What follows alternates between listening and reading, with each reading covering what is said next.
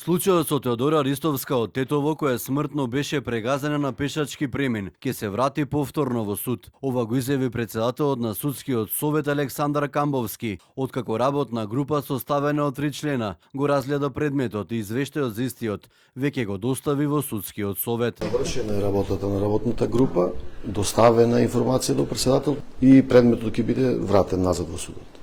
Од семејството на Теодора очекуваа дека судскиот совет адекватно ќе постапи во врска со, како што истакнаа, скандалозната и срамна одлука на судијата Еливедин Ферати. Имаме сомнеш како семејство дека зад оваа пресуда стојат политика, мито и корупција. И натаму силно ќе се бориме за правда за Теодора. Исто така јавно сакаме да прашаме зошто иницијатива како кој е следен немаат покажано никаков интерес за нашиот случај, а наводно се борат против трулиот и корумпиран систем. Ги немаме ниту на последното рочиште, кога се изрече скандалозната одлука од само 2 години затвор за убиецот на Теодора.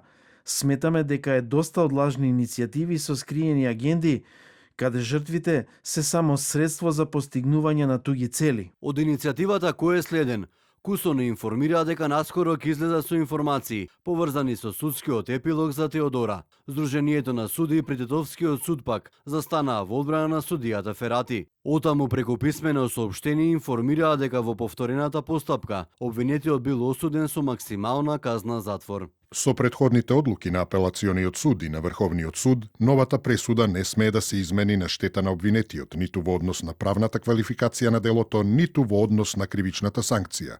Поради тоа станува збор за законита одлука.